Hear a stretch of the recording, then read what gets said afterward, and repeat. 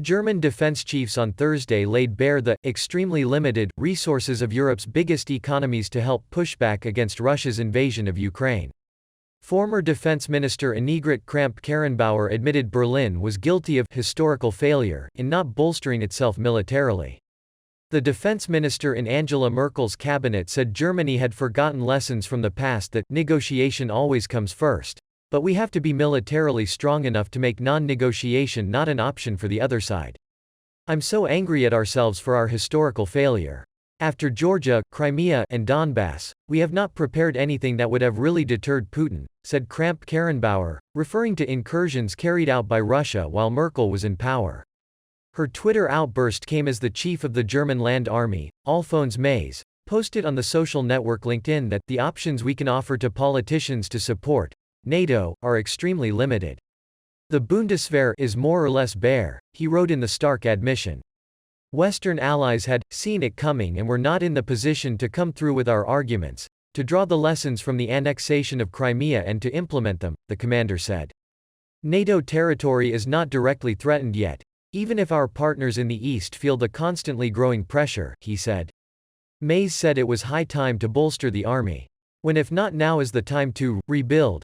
Otherwise we will not be able to carry out our constitutional mission or our obligations to our allies with any prospect of success, he said. His assessment was shared by former Bundeswehr chief Harald Kajat, who told Rheinische Post that the equipment shortage the army faces meant it was currently hardly capable of defending the alliance and the country. Allied defense. Germany's dark past has nurtured a strong pacifist tradition, and it has often been criticized by allies for not pulling its weight in tackling crisis hotspots. Defense officials have over the last years repeatedly sounded the alarm over the Army's equipment woes, a litany of disrepair plaguing fighter planes, tanks, helicopters and ships.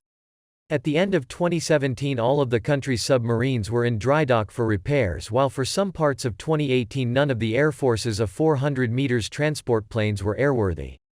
Russia's invasion may well force changes in priorities, with the Bundestag's Armed Forces Commissioner Eva Hogel saying the army may have to switch from focusing on foreign missions to domestic and allied NATO defense. She too admitted the Bundeswehr's standing start capability is not what it should be. NATO partners will hold a virtual summit Friday to discuss their response to Russia.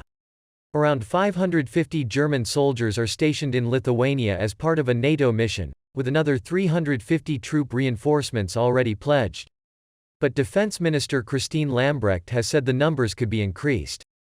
Asked about the latest criticisms within the army, Lambrecht said Germany's allies can count on us 100%. I can only advise everyone who carries responsibility to put all their efforts into meeting these challenges right now. That is the order of the day, she said. Germany was criticized in the build-up to the invasion for refusing to deliver lethal weapons into the crisis zone, sending instead 5,000 helmets to Ukraine. Instead, Germany has provided Ukraine with over €2 billion, $2.2 billion, in financial support over the last 8 years. In January, the head of the German Navy, K. Achim Scheinbach, stepped down following a remark made at an Indian think tank that the Russian President Vladimir Putin is to be respected.